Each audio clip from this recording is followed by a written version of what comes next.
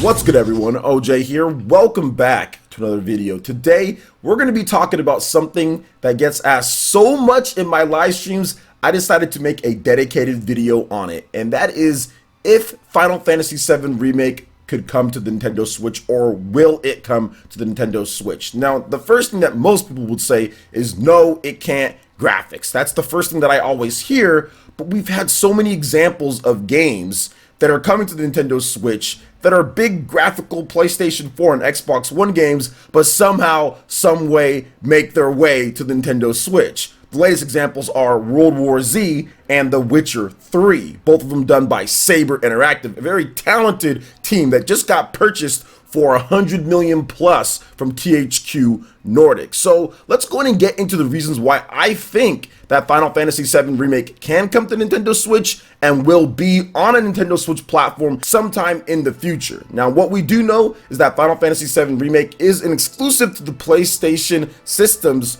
for this year and up till next year. So it's going to be at least 1 year or so before we see it on any other platform. I think it's going to be on PC. I think it's going to be on Xbox One, but the Switch is the wild card here. And here's the thing that I'll say, guys. The first reason that we're going to get into is Unreal Engine 4. This engine has been proven to work on the Nintendo Switch with a variety of games that are on PlayStation 4 and the Xbox One being brought over to Nintendo Switch. Unreal Engine 4 works really well on the Switch, and the thing that people point to when it comes to Final Fantasy VII Remake, they'll point to Final Fantasy 15 and say, okay, well, what about that game? Well, the difference is that Final Fantasy 15 used Square Enix's in-house engine Luminous, which doesn't really run well on the Nintendo Switch, which Square Enix did talk about before, whereas Unreal Engine 4 is much better on that platform. So we're not going to have the same situation that we had with Final Fantasy 15 and that coming over to Nintendo Switch and us getting the Pocket Edition instead of the actual Final Fantasy 15 compared to an Unreal Engine 4 game like Final Fantasy VII Remake, which I think with that engine, it's obviously going to work a lot better. Now let's talk about some other things that are within Final Fantasy VII Remake. The one thing that I noticed with this game is that in terms of enemies on screen, we have games like World War Z, which has like 100 enemies plus on screen or whatever the case is that's being brought over. Saber Interactive said it's like the hardest thing that they've ever done, even harder than The Witcher 3, and that's because of how much stuff is on the screen. Well, if you look at Final Fantasy VII Remake, I don't think I ever counted more than at least a handful of enemies on screen at any point. It's actually pretty, I would say, calm when it comes down to it. I think the most that I ever saw was maybe about 5 or 6, and that might even be stretching it. Most of the time, you're fighting against maybe 3 to 4 enemies, sometimes even 2. There's not a ton of enemies just wandering around and everything in there. I think that makes things a lot easier, and it's the reason why Saber said that World War Z was harder than The Witcher 3, because The Witcher 3 is very similar to, I would say, a game like Final Fantasy VII Remake, to where you're not ever fighting against a ton of monsters at the same time all on screen, where you have to render all of that and have the AI and everything programming there. So I think that works to a benefit for Final Fantasy VII Remake being on the Nintendo Switch. On top of that, once again, that Unreal Engine 4 support, whereas World War Z, a game like that, had the Swarm engine that they had to port over. So I think that with the enemies on screen, Unreal Engine 4, those are two things that are working for this game being on the Nintendo Switch and actually not being too bad of a port if they were able to get it done. Now, another thing that I'd like to say is that the locations, I mean, we've had games that are absolutely massive on the Nintendo Switch already, right? Look at The Witcher 3, obviously a game like Xenoblade Chronicles, Dragon Quest XI. These games have huge landmass and keep up a solid graphical quality throughout the experience, considering the hardware that it's running on. But if you look at Final Fantasy VII Remake, to be honest, there's not a lot of landmass and locations in that game. It's pretty much like a straight way through. There's not a lot of areas that are really expandable or open or wide. It almost reminds me of Final Fantasy 13 in some regards, but Final Fantasy 13, you get the Grand Pulse, and it's this huge open-ended area. Final Fantasy VII Remake never even has that. So the fact that the game is more of a linear experience kind of lets me to believe that this game could be adapted on the Nintendo Switch and not have too many issues when you combine everything else that we talked about. The engine that it's running on, enemies on screen, locations not being as big as other games that are already on the Switch.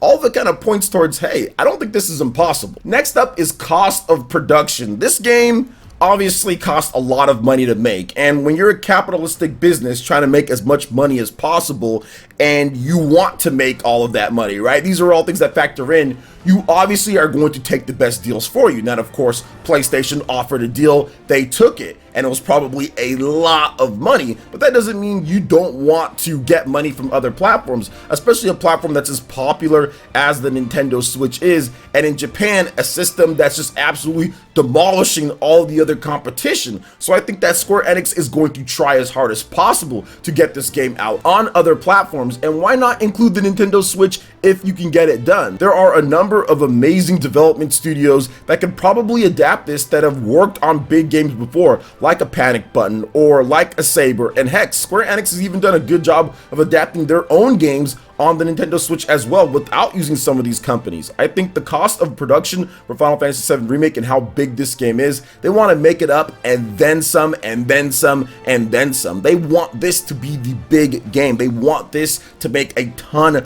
of money. So if you want to make a ton of money, you've got to have the install base in order to make that money. And if you're looking at it, obviously PC and Xbox One are going to be big, but the next best base, in my opinion, to put this game out on would be the Nintendo Switch. If I had to rank it in terms of interest, I would definitely say it would be, of course, PlayStation number 1. I would say Nintendo or Switch or whatever you want to say would be number 2. Then I'd say PC. Then I would say Xbox One. When it comes to what people play on the platform, maybe you can switch PC and Switch, but either way, I think that there's a large fan base of Final Fantasy fans that would love to be able to play Final Fantasy VII Remake anywhere that they want. My next reasoning is Dragon Quest XI-S, another game from Square Enix that took a bit longer to come out after the PlayStation 4 and the 3DS release. Now, it took a whole year after the Western release of the game. So the Japanese release was in 2017, the Western release was in 2018, and then the Switch finally got a release in 2019. But that didn't stop Dragon Quest XI, despite being full priced.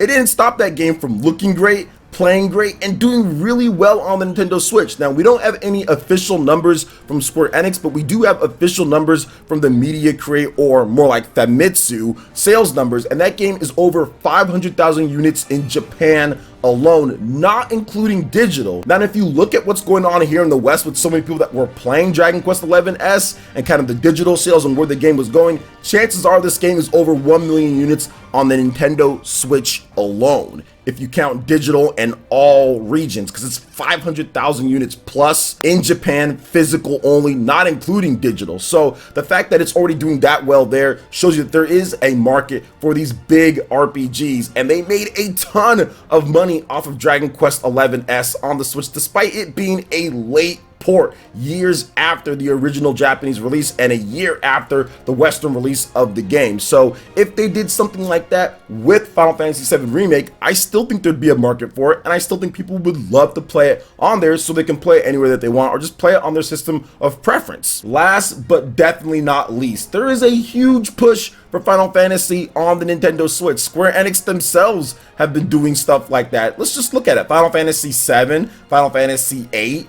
Final Fantasy IX, Final Fantasy X, 10-2, Final Fantasy 12, all of those games came over. Heck, they even put the Pocket Edition on there, which I don't know how people felt about that, but people still played it, right? I saw people playing that Pocket Edition, but there is a huge push for Final Fantasy on the Nintendo Switch. People do like the franchise so much, so Square is making a ton, millions off of Switch owners when it comes to Final Fantasy. And it goes back to the cost of production thing that I was talking about. Why wouldn't you want to take advantage of that? Why wouldn't you want to say, hey, we already have so many people buying Final Fantasy 12 and 10-2, heck, even Final Fantasy Maxima, that game like that, right? Heck, I bought that game. There are so many Final Fantasy games that have been doing great. World of Final Fantasy, for example, that's another kind of spin-off slash Final Fantasy game that's done great on the Nintendo Switch. There are so many Final Fantasy games, and there are so many fans on Nintendo platforms for Final Fantasy. I think that Square Enix is going to do anything they can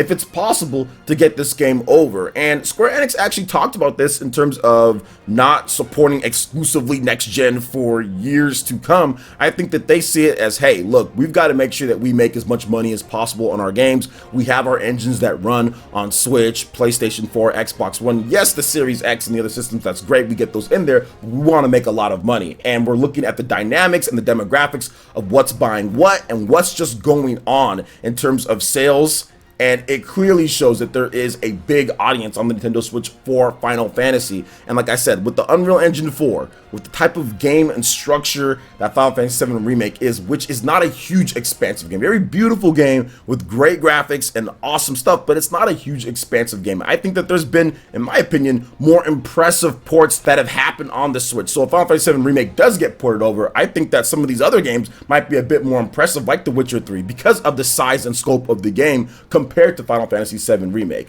And of course, I'm not saying that Final Fantasy VII would look as good as the PlayStation 4 or the Xbox One or PC. Of course it wouldn't. Obviously, it'd be pared down a bit, but that doesn't mean people wouldn't want to enjoy it and play it on there. It doesn't mean that there isn't money to be made, because at the end of the day, that's what it comes down to. It comes down to business and money being made. So I think that there is a lot of opportunity, and of course, there's a market on the Nintendo Switch for that. Now, will this ultimately happen at the end of the day? Maybe, maybe not. But I'm just giving you guys reasons why I think that it could happen, or I think that it's going to happen based off of the questions you guys have been asking me. So what are you guys' thoughts on what I had to say here? Let me know in the comment section below. All right, guys, that wraps it up for this video here. Check out the link in the description. We've got Twitter. Go ahead and give us a follow on there. Stay up to date on all the latest gaming news and information. Also, make sure you like, comment, and subscribe, and share this video if you can. Thank you guys so much for watching, and we'll catch you for the next one. Peace.